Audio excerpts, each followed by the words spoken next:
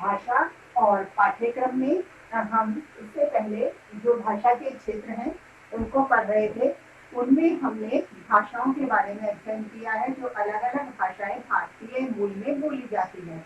जैसे मैंने प्रारंभ में बता भी दिया था कि जो भाषाएं हैं तो संविधान में 22 भाषाओं को मान्यता दी गई है, लेकिन जो हमारा भारत है यहाँ पर कई तरह की भाषाएं बोली दी जाती हैं। तो भाषा के क्षेत्र में लगभग उन सभी भाषाओं को हम सम्मिलित कर सकते हैं। तो भाषाई क्षेत्र के आधार पर मैंने 3 श्रेणियां आपको बताई हैं, जिसमें इंडो आर्यन श्रेणी है जिसमें 12 भाषाओं का वर्णन है। फिर द्रविड़ भाषाएं बताई गई हैं जिनमें 4 भाषाओं को शामिल किया गया है। इसी तरह से कुछ ऑस्ट्रिक भाषाएं, तिब्बत चीनी भाषाएं भी हैं जिनको हम भाषा के क्षेत्र में पढ़ रहे हैं। इनमें से 9 भाषाएं मैंने पढ़ा दी थी आपको, उससे आगे की भाषाएं आज हम पढ़ेंगे। भाषा का क्षेत्र ये हम पढ़ रहे हैं, भाषा का क्षेत्र। इसमें से 9 नंबर की भाषा हिमालय हमने पढ़ ली थी, किस तरह से हिमालय के क्षेत्रों में जिस तरह से उस भाषा को बोला जाता है, और एक तरह से तो उस भाषा की भी जो श्रेणियां हैं मैंने बता दी थी कि पूर्वी हिमालय, मध्य हिमालय और पश्चिमी हिमालय, इस तरह से। अब जो अगली भाषा है बंगला भाषा है, नंबर 10 पे बंगला भाषा लिखेंगे। बंगला भाषा है भारत के बंगाल प्रदेश में बोली जाने वाली भाषा है। भारत के बंगाल प्रदेश में यह भाषा बोली जाती है।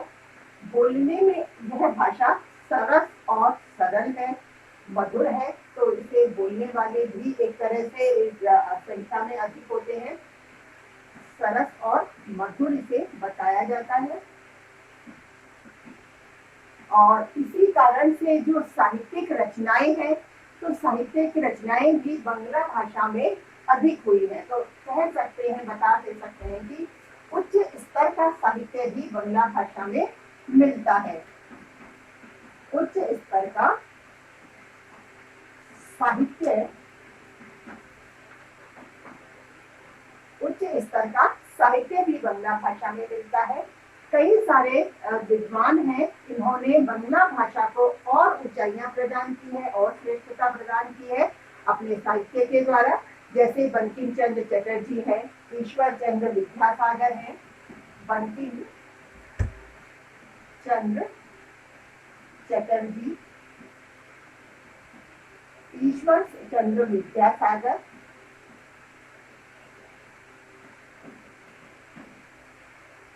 ईश्वर चंद्र विद्यासागर, रविंद्रनाथ टैगोर,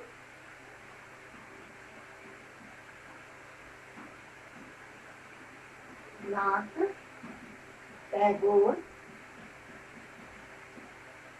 इस तरह से और भी विद्वान हैं जिनमें राम मोहन राय, शरत चंद्र चटर्जी, राम मोहन राय,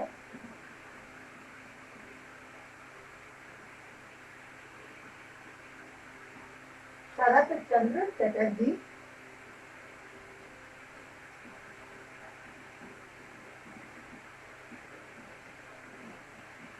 इस तरह से इन विद्वानों ने बंगला भाषा को और महत्ता प्रदान की है अपने साहित्यों के द्वारा, और अपने साहित्य से बंगला भाषा को और विकसित किया है। इस तरह से बंगला जो साहित्य है इसमें गद्य और पद्य दोनों प्रकार के ही उच्च स्तर के साहित्य प्राप्त होते हैं, और विद्वानों ने पाश्चात्य विचारधारा से प्रभावित होकर भी बंगला भाषा को और समृद्धशाली भी बनाया है और अधिक समृद्धशाली से किया है। ठीक है, अब से नेक्स्ट अगली भाषा हम पढ़ेंगे उड़िया भाषा, जो कि उत्कल प्रदेश की भाषा है।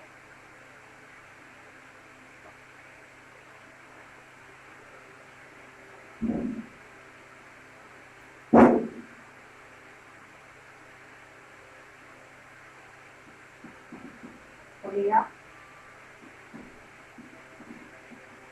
भारत के उत्कल प्रदेश में बोली जाने वाली भाषा।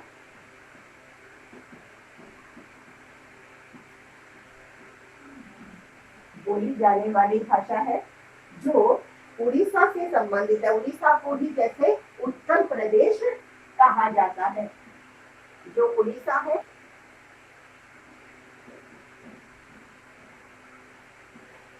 उसी को उत्तर प्रदेश कहा जाता है। तो उस क्षेत्र में बोली जाने वाली जो भाषा है वही उड़िया भाषा के नाम से संबोधित की जाती है। इस भाषा में जो मागधी अपभ्रंश है उसकी बहुतायत है। इसमें बहुत अधिक मात्रा में अपभ्रंश से संबंधित शब्द भी मिलते हैं और इसका विकास 17वीं शताब्दी में माना जाता है। जिसका विकास है वह 17वीं शताब्दी में है।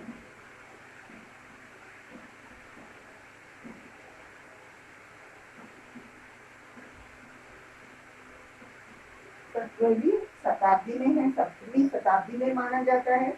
इसमें जो व्याकरण है या उच्चारण है वो अधिक विकसित नहीं हो पाए, इसीलिए इसे परंपरावादी भाषा की भी संज्ञा दी जाती है। इसी कारण जैसे अधिक शाब्दिक विकास इसका नहीं हो पाया है, इसलिए इसे परंपरावादी भाषा भी कहा जाता है। परंपरावादी भाषा भी कहा जाता है। अब इससे नेक्स्ट असमिया भाषा, जैसे नाम से लग रहा है कि असमिया अर्थात असम प्रदेश में बोली जाने वाली। ये इंडो आर्यन भाषा की आखिरी भाषा है जो हमने पढ़ी थी। इसमें 12 भाषाएं होती हैं।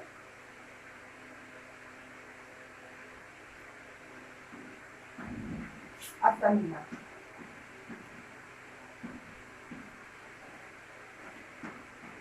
असमिया भाषा असम प्रदेश में, जो भारत का असम प्रदेश है, असम प्रदेश के क्षेत्र में बोली जाती है।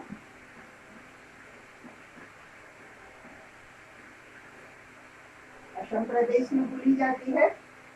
इस भाषा को जो बोलने वाले हैं उनमें बंगला और असली भाषाओं का एक तरह से संयोजन सा है, या दोनों भाषाओं को लगभग मिलाकर बोलते हैं, या एक जैसी भाषा ही कहा जाता है और एक जैसी भाषा ही इनको माना जाता है। जो असम के लोग हैं वो एक तरह से जो बंगला भाषा से उनके जो शब्द हैं या वाक्य विन्यास है, कहीं व्याकरण है तो कहीं असमिया और जो बंगला भाषा है कहीं ना कहीं उनका मेलजोल है। लेकिन जो असम के लोग हैं तो वो असम के लोग अपनी भाषा को प्राथमिकता देने के लिए, ये होता ही है कि क्षेत्रीयता या क्षेत्रवाद होता है, तो वहाँ उस क्षेत्र के लोग अपनी भाषा को अपने क्षेत्र से संबंधित करने के लिए उस भाषा को ही असमिया भाषा कह देते हैं और उसे अलग बंगला भाषा से अलग समझने लगते हैं। तो इस दृष्टि से एक तरह से इन भाषाओं के व्याकरण और जो बोला या समझा जाना है वो एक तरह की भाषा ही माना जाता रहा है। इसमें व्याकरण का अंतर है, उच्चारण का अंतर है और इसके अतिरिक्त जैसे असम के रहने वाले लोग हैं उन्हें अपनी भाषा प्रिय है, इसलिए वे स्वयं ही अन्य भाषा समूह से अपने आप को, अपनी भाषा को अलग रखना चाहते हैं।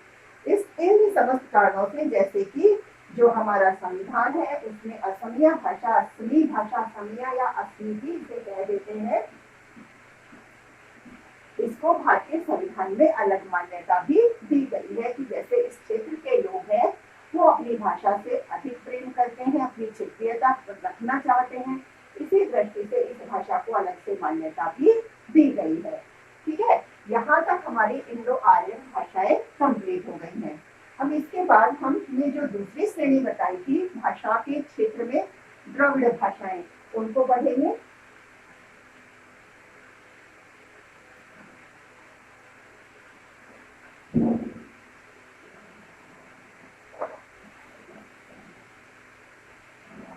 दूसरी श्रेणी है हमारी द्रविड़ भाषाएं।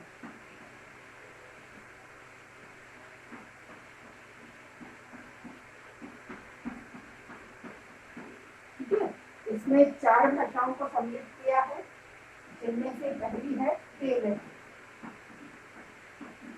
तेलुगु भी लिखे तेलुगु भी। तो ये जो भाषा है एक ऐसी भाषा है जो केवल आंध्र प्रदेश में ही, तेलुगु भाषा आंध्र प्रदेश में बोली जाती है। वैसे और भी भारत के क्षेत्र बताए हैं, कुछ बाहर के क्षेत्र हैं जहाँ भी तेलुगु बोलने वाले लोग मिलते हैं, लेकिन अकेले आंध्र प्रदेश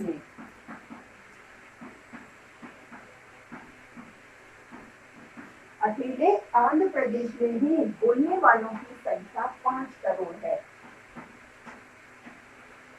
इस प्रदेश में जो तेलुगु बोलने वाले हैं वो 5 करोड़ लोग हैं।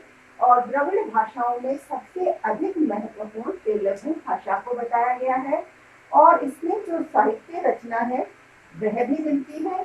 और भारत के अलावा जैसे म्यांमार, बर्मा है, इन लंका, इंडोचीन, दक्षिणी अफ्रीका आदि देशों में भी तेलुगु बोलने वाले मिल जाते हैं।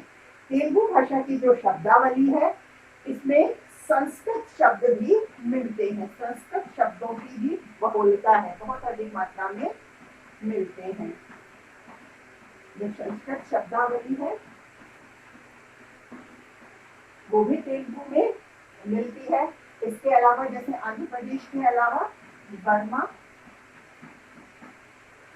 लंका, इंडोचीन,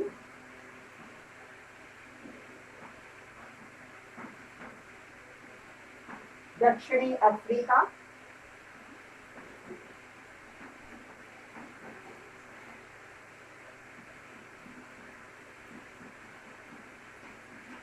आदि क्षेत्रों में भी तेलुगु बोलने वाले लोग मिलते हैं। इसके बाद है तमिल। तमिल भाषा है, इसमें तमिलनाडु क्षेत्र में बोली जाने वाली भाषा है। कुछ अन्य राज्यों में भी यह भाषा प्रचलित है। तमिलनाडु में तो बोली जाती है, परंतु दक्षिण भारत के जैसे कुछ और राज्य हैं वहां भी तमिल को बोला जाता है। इसके बाद की दूसरी भाषा तमिल है।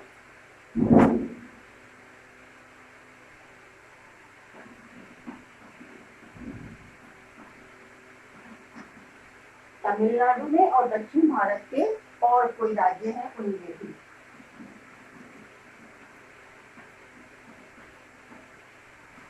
तमिलनाडु में दक्षिण भारत के अन्य राज्यों में।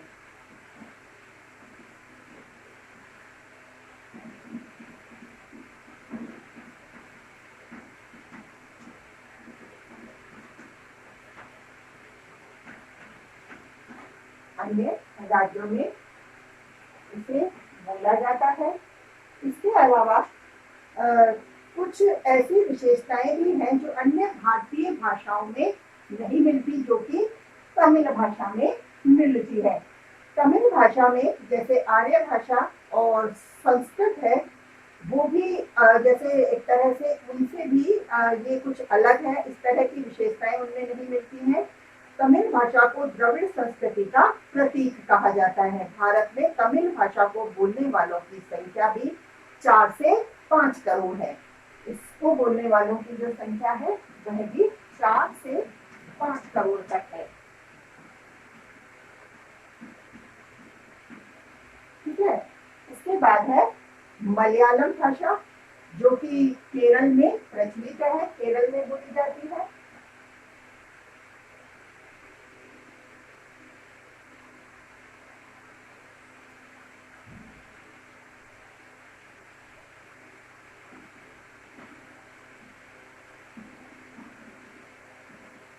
मलयालम भाषा है जो केरल में बोली जाती है, इसलिए मलयालम है।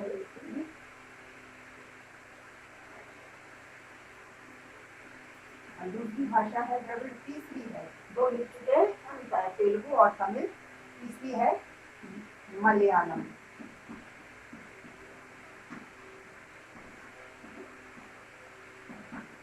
मलयालम भाषा केरल प्रदेश में प्रचलित है, केरल प्रदेश में बोली जाती है।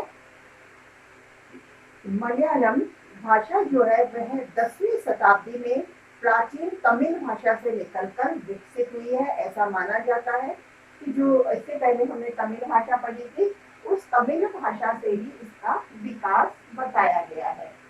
तमिल भाषा से विकास हुआ है। कब हुआ है? 10वीं शताब्दी में।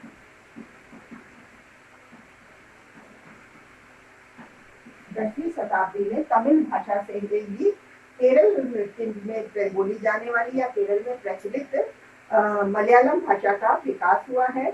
इस भाषा पर संस्कृत का प्रभाव भी स्पष्ट रूप से दिखाई देता है। संस्कृत जो भाषा है उसका प्रभाव भी स्पष्ट रूप से दिखाई देता है।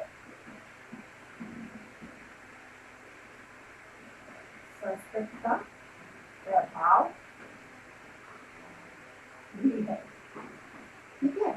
इसके बाद द्रविड़ आर्य भाषाओं में, जो हमने द्रविड़ भाषाओं में 4 भाषाएं बताई हैं, उनमें चौथी भाषा है कन्नड़ भाषा। तो यह भी तमिलनाडु के पश्चिमी भाग और केरल के पूर्वी भागों में बोली जाती है। कर्नाटक व हैदराबाद के कुछ भागों में भी इसे बोला जाता है। तो कन्नड़ है।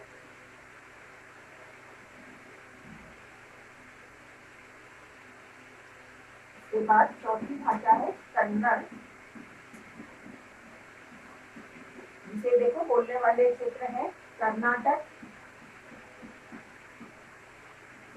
व हैदराबाद के कुछ क्षेत्र,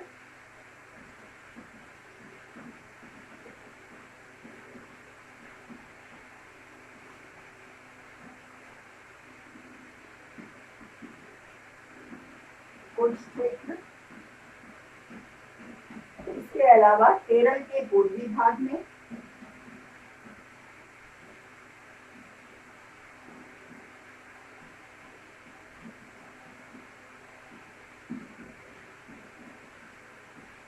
इसके अलावा तमिलनाडु के पश्चिमी भाग में भी यह प्रचलित है।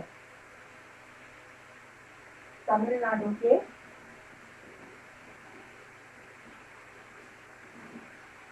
पश्चिमी भाग में।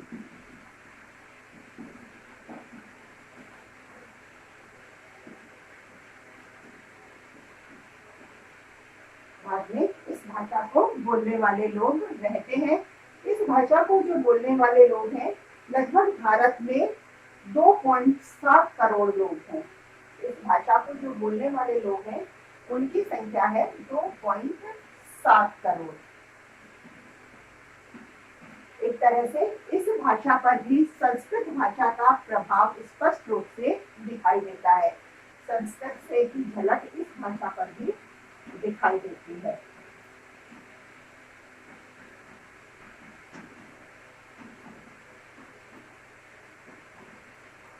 ठीक है। ये चारों भाषाएं हो गई जो द्रविड़ भाषाएं हैं। इससे पहले इंडो आर्यन भाषाएं 12 भाषाएं हमने पढ़ ली थी, 4 भाषाएं द्रविड़ भाषाएं पढ़ ली हैं, यानी कुल 16 भाषाएं हो गई हैं। इसके अलावा जो मैंने तीसरी श्रेणी बताई थी ऑस्ट्रिक भाषाएं, अब उसे पढ़ेंगे। ऑस्ट्रिक भाषाएं जैसे ये कई समूहों में विभाजित हैं और इसके जो बोलने के क्षेत्र हैं छोटा नागपुर। ऑस्ट्रिक जो भाषाएं हैं ऑस्ट्रिक प्रदेश में बोली जाने के कारण इनका नाम ऑस्ट्रिक भाषाएं रखा गया है। जो तीसरी श्रेणी है, ये दूसरी थी है ना, ये तीसरी श्रेणी है ऑस्ट्रिक भाषाएं।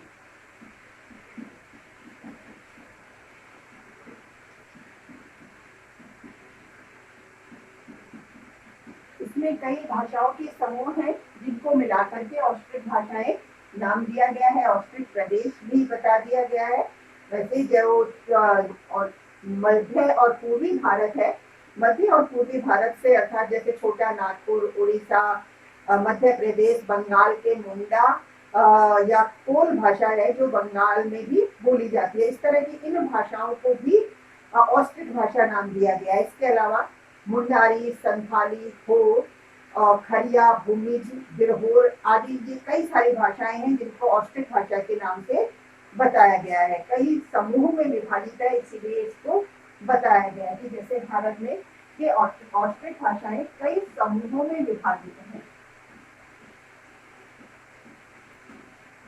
कई समूहों में विभाजित हैं। और जैसे इसको बोलने वाले क्षेत्र है छोटा नागपुर,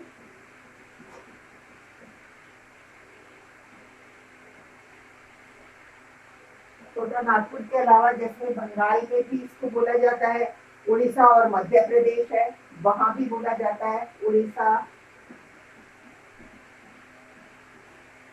मध्य प्रदेश,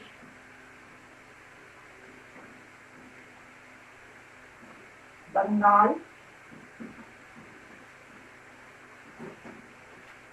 या कहीं भारत के जैसे पूर्वी और मध्य के भागों में इसे बोला जाता है। भारत के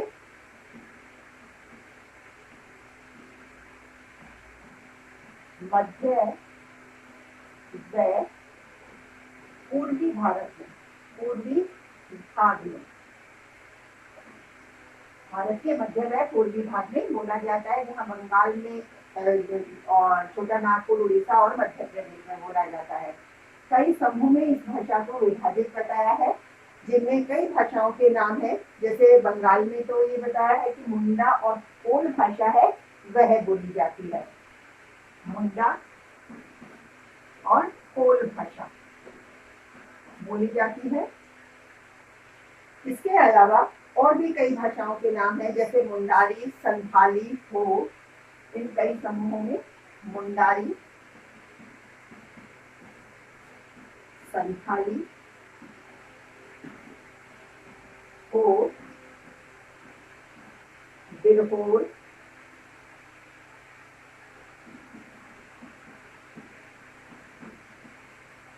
इसके अलावा भी और भी भाषाएं हैं, कोरवा, कोरकू, भूमेज, कोरवा, भूमेज, कोरकू। इनमें से जितनी भाषाएं जो याद रह सकती है उतनी हम कर लेंगे, हालांकि याद हो जाएगी, सरल है। हो ये भी अकेली एक भाषा का नाम है, हो। मुंडारी, संथाली, हो, बिरहोर, कोरवा, भूमिज और कोरकू बंगला में बोली जाने वाली मुंडा और कोल भाषाएं हैं। इसके अलावा भी जो भारत है, भारत की कुछ पहाड़ियां हैं, खासी और जयंती पहाड़ियां। तो खासी और जयंती पहाड़ियों में रहने वाली जो आदिवासी जनजातियां हैं, उनके द्वारा भी एक मौन खमेर नामक ऑस्ट्रिक भाषा बोली जाती है। जो खासी जयंती पहाड़ियां हैं, खासी व जयंती पहाड़ियां,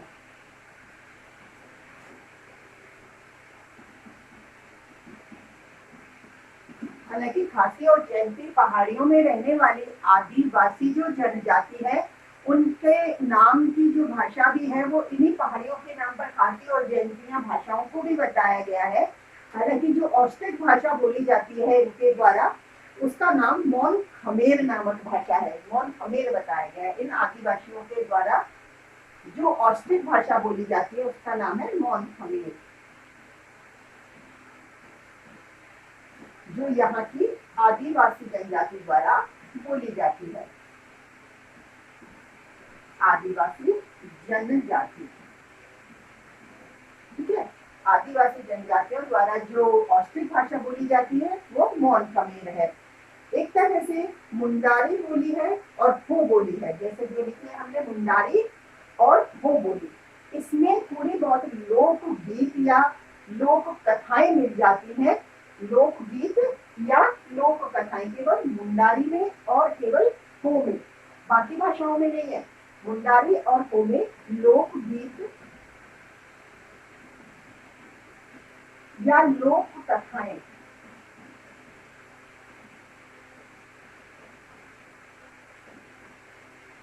लोकगीत या लोक कथाएं प्राप्त हो जाती है। बाकी किसी प्रकार के और साहित्य की रचना इन भाषाओं में नहीं मिलती है। तो ये सभी ऑस्ट्रिक भाषाएं हैं जो कई समूहों में विभाजित है। थोड़ा सा और बता देती हूँ कि कुछ कठिन सा लग रहा है। तो इन ऑस्ट्रिक भाषाओं में हम बता देंगे कि कई समूहों में विभाजित है।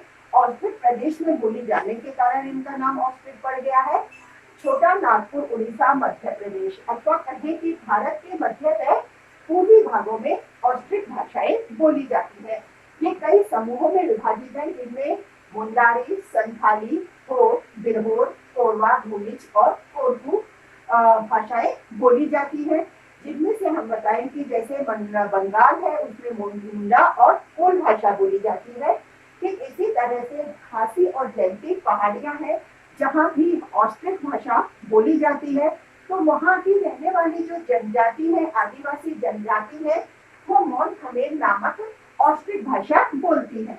और जैसे लोक साहित्य की, जैसे हमने और भाषाओं में भी पढ़ा है कि कहीं लोक साहित्य या विस्तृत साहित्य या उच्च स्तर का साहित्य मिलता है। जैसे बंगला भाषा के बारे में हमने पढ़ा था, जो कि बंगाल साहित्य में, बंगाल प्रदेश में बोली जाती है। लेकिन बंगाल प्रदेश में जो बोली जाने वाली भाषा थी, तो वो उसमें संस्कृत की बहुलता भी बताई है। कई सारे शिक्षाविद, जैसे मैंने नाम बताया था, राम मोहन राय, ईश्वरचंद्र विद्यासागर है, रविंद्रनाथ टैगोर है, बंकिम चंद्र चटर्जी है, शरत चंद्र चटर्जी है। इन्होंने इस भाषा को और उच्च स्तर तक पहुंचा दिया और उच्च स्तर का साहित्य भी उसमें रचा गया। तो इस तरह की यदि साहित्य की बात हम करते हैं, तो ऐसी किसी भी तरह के साहित्य की जैसे प्राप्ति औष्टिक भाषाओं में नहीं हुई है। इस तरह का साहित्य इन भाषाओं में नहीं लिखा गया। केवल यदि कुछ हम ज्ञात करते हैं, पता करते हैं, तो केवल दो भाषाएं हैं, मुंडारी और हो भाषा। मुंडारी और हो भाषा में ही लोकगीत और लोक कथाएं कुछ मिलती हैं, बाकी किसी भाषा में किसी प्रकार के साहित्य की रचना नहीं होती। इसके अलावा कुछ जैसे भाषाएं हैं, तिब्बत चीनी भाषाएं हैं। तो तिब्बत चीनी भाषाएं हैं, ये भारत के जैसे क्षेत्र है, तो वहाँ उनसे लगते हुए क्षेत्र, जैसे मणिपुर है, मणिपुर राज्य में मणिपुरी बोली जाती है। इस तरह की कुछ भाषाएं हैं, तो इनके बारे में कुछ ज्यादा हमें नहीं लिखना है, बस केवल बताना है तिब्बती चीनी भाषाएं भी होती हैं। तो इनमें से जो भारत में बोली जाने वाली तिब्बती भाषाएं हैं, उनमें से इन्होंने केवल मणिपुरी भाषा और तिब्बत चीनी भाषा नेवाड़ी, और तीसरी है तिब्बत चीनी भाषा लेप्चा, इनके बारे में ही वर्णन किया है। तो इनके बारे में थोड़ा सा और पढ़ेंगे। जैसे छोटी भाषाएं हैं, छोटी भाषाएं हैं तो उन भाषाओं को भी इसमें बोला जाता है। तो तिब्बत चीनी और छोटी भाषाओं के बारे में थोड़ा सा और पढ़ लेंगे, वो अब अपन कल पढ़ेंगे। ठीक है।